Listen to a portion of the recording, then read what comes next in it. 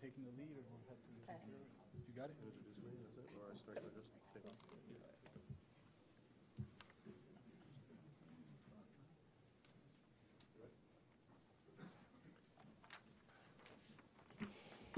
Good afternoon.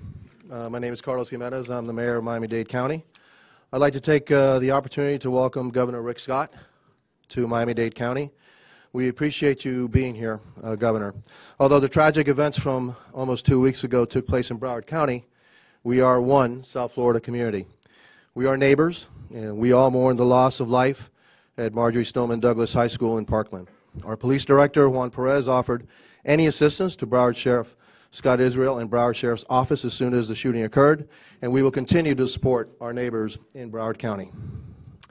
Quiero tomar la oportunidad de darle la bienvenida al gobernador Rick Scott al condado de Miami-Dade, aunque la tragedia de hace casi 2 semanas ocurrió en el condado de Broward. Somos una comunidad. We will continue to work together across county lines and government agencies to keep our students and all of our residents safe. And part of the responsibility we have as elected officials and law enforcement is to support proposals that would make our students and residents safer. Everything should be on the table. Our schools need to be more secure. Much like our airports and seaports have increased security, so should our schools. Our police officers need to be better protected and better equipped to face these threats, which is why over a year ago we purchased, Miami-Dade County Police purchased protective gear for its patrol officers that could withstand bullets fired from an AR-15 or similar weapons. We also provide our police officers with AR-15s because if we're asking them to potentially confront a threat with an assault weapon, our officers should be armed with what they need to better protect our community. No threat is to be taken lightly. It is particularly important to us here in Miami-Dade County because we are the most populous county in all of the state of Florida, with 2.7 million residents and 350,000 students in our schools. Continuaremos trabajando juntos y parte de esa responsabilidad consiste en apoyar como oficiales electos las propuestas que protejan a nuestros estudiantes y residentes. I thank you, Governor, for your leadership and that all elected officials from throughout South Florida and our entire state. And now I'd like to invite Governor Rick Scott to address our community. First, I want to thank the mayor. I want to thank him for his hard work. I think all of us that get elected, we know that part of our job is to make sure every person in our state feels safe. There's no parent that should ever feel uncomfortable with sending their child to a school. Where we need to end up is in a position that every parent, when they wake up in the morning, says, I feel comfortable that my child can go to school today because I know they're going to come back safe. I'm going to say a few words, and then I know we have 2 individuals that lost their loved ones that are here today, and I'll introduce them when they're going to speak. But I can just tell you that talking to family members or talking to individuals at the school, your heart goes out to them. Unfortunately, we lost 17 innocent lives. I guess now it's almost, tomorrow would be 2 weeks ago. This state will never be the same, and my goal is to make sure that with this tragic event, that we make sure we make the changes necessary to make sure this never happens in our state again. Right after the event, I organized a group of individuals to come to Tallahassee. I asked law enforcement to come up from around the state. Everybody came that I asked. I asked educators to come up to Tallahassee, and everyone that I asked came. I asked mental health professionals to come up, and everybody came up.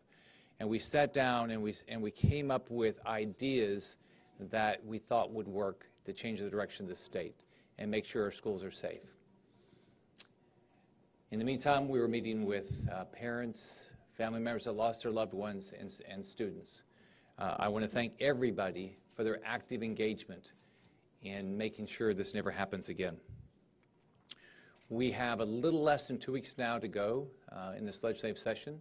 I put out a proposal on Friday. I'm going to work every day between now and the end of session to make sure that we pass legislation that will make our students safe. We need to pass reforms to make it virtually impossible for anyone who has a mental illness or danger to themselves ever to use a gun.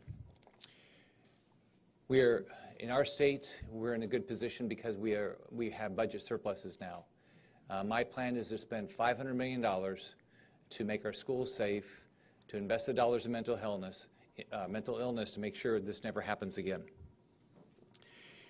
We need to increase the collaboration between our local sheriffs, our police departments, our schools, Department of Children and Families, and DJJ. We've got to make sure we have an increased law enforcement presence in all of our schools, every school. So my proposal would have a significant law presence in every school, and on top of that, as our schools that are larger would have a bigger law enforcement presence. And the way I want to make sure we do this right, I want to make sure all these things are signed off by our Sheriff's Department all across the state. But there's no question we've got to have more law enforcement. Next, we also need to make significant investments in school safety. We've got to invest in metal detectors. We've got to invest in bulletproof glass. We've got to invest in steel doors. We've got to invest in upgraded locks. We've got to do everything we can to make sure that somebody that wants to harm any one of our students can never do it again. I also want to make sure we have an anonymous See Something, Say Something statewide dedicated hotline, website, and mobile app. Also, I want to make sure we have increased presence with mental health counselors at our schools. I want to make sure that every student has the opportunity to sit down with a mental health counselor and hopefully deal with any issues that they might be dealing with. In all of our sheriff's departments, I want to embed an employee from the Department of Children and Family to try to work better to coordinate any issues that they might be seeing around their community.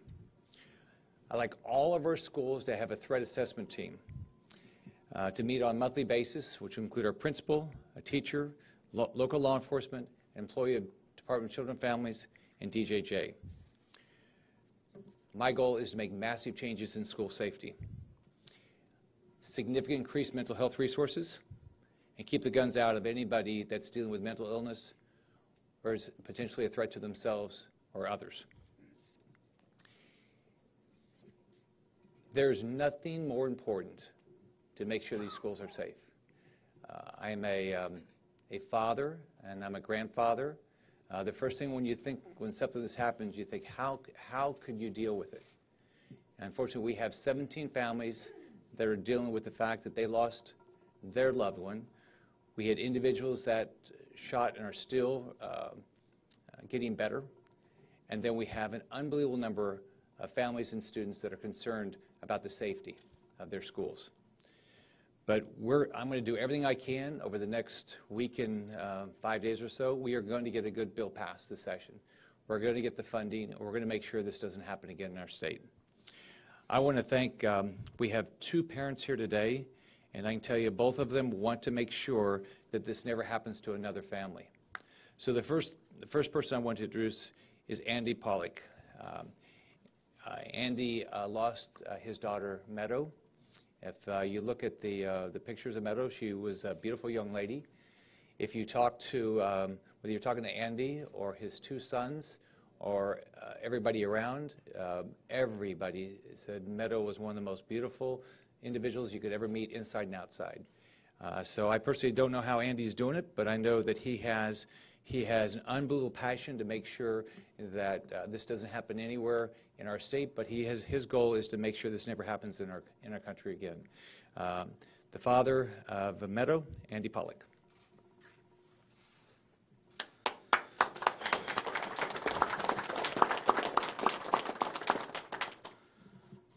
So my daughter was murdered on the 3rd floor in Parkland. I have to live with that for the rest of my life. The reason I'm here right now is I want this country to come together as one party. We're the human party. We're not the Democratic Party. We're not the Republican Party. We're the human party. We all need to come together and discuss school safety. Now, Florida, with the help of Governor Scott, we're going to set the example for the rest of the country. And I'm going to call out every other governor in the country to call me so I could work with them.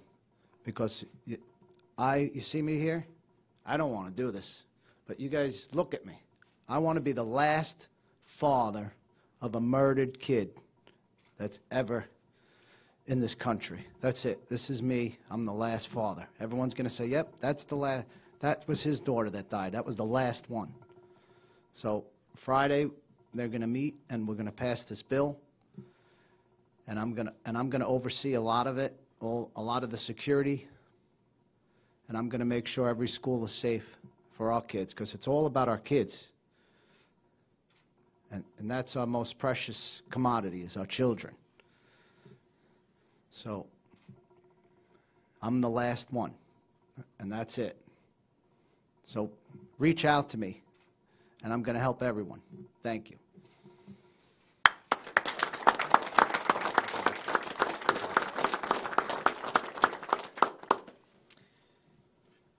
Next, we have Ryan Petty.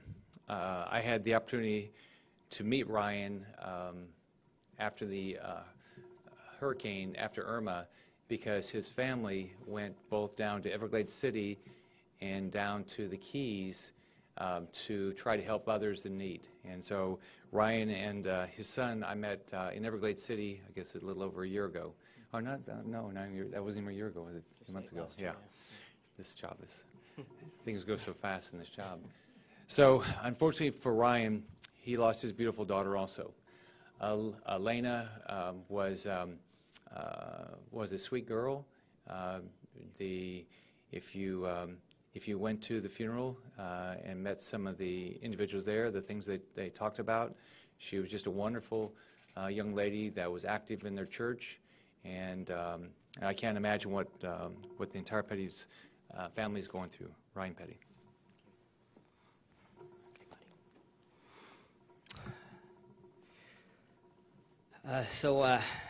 Governor, thank you. Thank you for taking leadership on this issue. Andy, thanks for standing up. You were the first one to stand up and say, this has got to stop. And I thank you for that. For those of you that didn't have a chance to know my daughter, she was, as Governor Scott said, all about service. She loved to serve. And when she come into a room, she lighted up with her smile. And she was everybody's friend. As my son and I drove down here today, we read through Governor Scott's proposal. We talked about the provisions, and we talked about whether Elena would want this legislation passed. And I think we agree she would. This is her last, maybe her last act of service, is to make sure that what happened to her that day, almost 2 weeks ago, never happens to another child in any of our schools anywhere in the country. And I appreciate Governor Scott taking the lead here in Florida. We're going to set the example for the rest of the country. But as Andy said, every other governor is on notice at this point. You've got to bring people together. You've got to bring the experts in, figure out how we protect and secure our schools, and get it done. There are no more excuses. We don't have any more time. Too often, this debate gets mired down in the Second Amendment versus gun control. It's happened after every single school shooting. This time, Governor, I hope it is actually different. This time it needs to be different. Let's not get mired down in that debate. There'll be time for that. Right now we secure our schools. We figure out what went wrong and what we can do better. And then we'll have the other public policy debates later. Let's do this for those 17 lives that were lost at Stoneman Douglas. Let's make those the last ones. Thank you.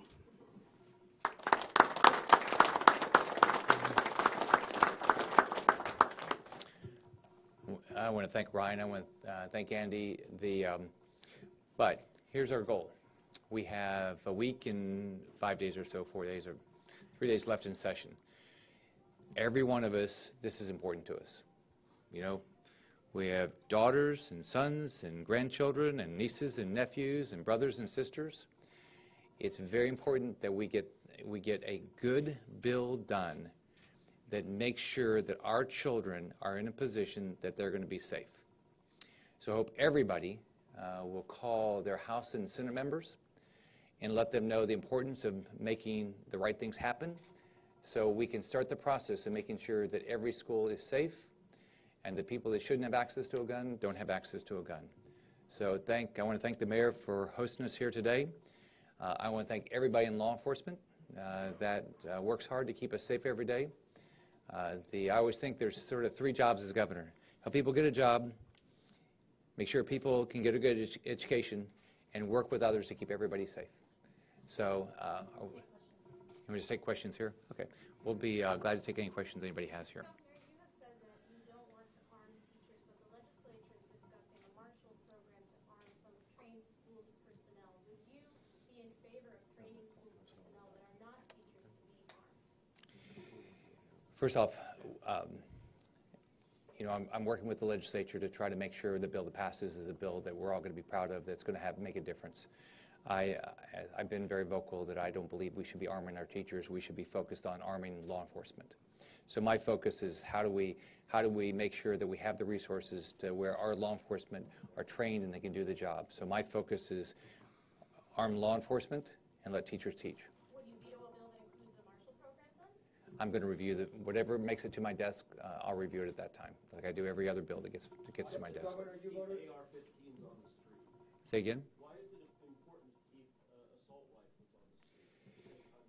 Here, the way I look at it is, rather than trying to ban specific weapons, what we ought to do is ban specific people from having any weapon. Let's remember that Timothy McVeigh used fertilizer. Let's remember that people are using cars and trucks. We saw it in New York City. We saw it in France. There's lots of ways people can do bad things. So what I want to focus on is how you make sure that the people that either have mental illness, are threatening others, threaten themselves, they don't have access to a weapon. You ordered, Governor, good afternoon. You ordered an investigation of what transpired during the shooting, the lack of communication, if you may.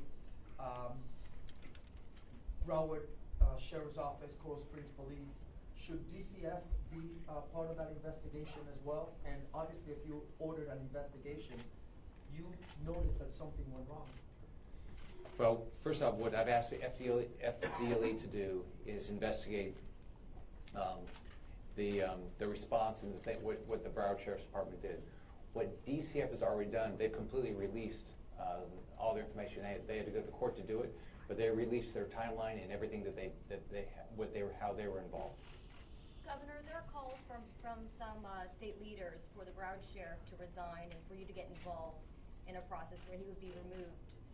What's your reaction? Are you taking action in this respect? The first thing what I'm doing now is the right process. The first thing you do is you do a thorough, transparent investigation, and that's what I'm doing. I want all the facts to come out, and then everybody needs to be held accountable. So that's what we expect. That's how we lead our lives. That's how you expect anybody that's elected. That's how businesses work. Everybody needs to be held accountable. But let's put all the facts on the table. Did you notify President Trump ahead of time that you were going to call for the FBI director to resign? No. We'll do one more. A proposal in the legislature would create the program that Patricia talked about arming teachers and other school employees, and also have a 3-day waiting period regarding rifle purchases. Would you veto that bill? I'll review the bill when it makes it to my desk. What I'm focused on is it's basically, one, how do we make sure we secure all of our schools? Number two, how do we make sure people that have mental illness or threatening others don't have access to a gun, right? And then how do we make sure that we provide mental health resources to our students around the state? Some of the students are not going to go, are a little bit scared about going back to Parkland tomorrow, and that is... You would be too, right? We all probably are. I couldn't agree with you more, but maybe some of the parents, one of you can give a message out to some of the kids that just basically are thinking about not going back until school is already ended. Well, I mean, first off, we could all understand if you had gone through, whether you're in that building, whether and you survived it, whether you were in that school, and I'm sure there's others, and because I've talked to others, that they're concerned about their safety. I talked to my daughters, I can't remember now if it was that day or the next morning. I said, unfortunately for you, in your lifetime, you're going to have to teach your children about active shooters. That's what you're going to have to do. So I know that people are concerned. So our expectation is that there will be significant security at that school and all of our schools as these children go back to school. I will do everything I can to provide whatever resources I can to make sure that they do. Thanks, everyone. And I think everybody else is going to try to do the same thing. Thanks, everybody. Thank you, sir.